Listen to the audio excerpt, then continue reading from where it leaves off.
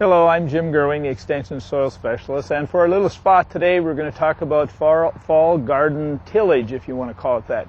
Actually, one of the biggest complaints we get in the soil testing lab when people send in soil samples for fertility analysis is that the ground is too hard and just turns into a big clump. And actually, they're thinking often that nutrients are a problem, but really it's a lack of organic material being one, and so adding compost is good. But another one that I'd like to address today is actually the tillage we do in our garden.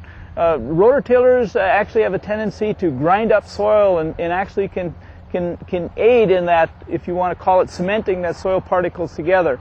And so today I brought along just a plain ordinary garden fork.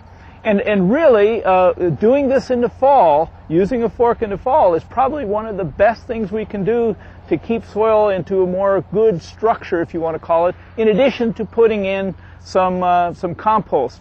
And so really, I'd like to show you something. If we turn over soil with a fork, we get some really big clods. And because it's usually pretty hard and pretty small and or flat in the fall, but we get these big clods. But if we would just turn them over like this in the fall, and if you wanted to plant in that in the spring, it really would be pretty difficult. And so people kind of shy away from that. They'd rather use a rototiller and kind of grind it up a little bit so you get a real good seed bed. But actually, if you do this in the fall and let the freezing and thawing over winter kind of mellow it out, it'll be just perfect to plant in the spring.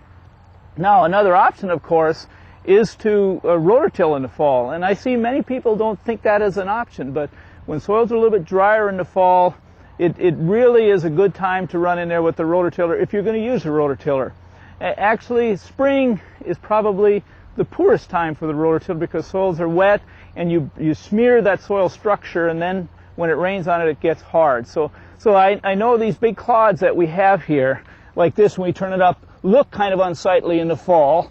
But actually in the fall, they will actually break apart over winter when freezing and thawing occurs, and you'll have a real nice mellow soil in the spring that all you have to do is just rake it over and plant.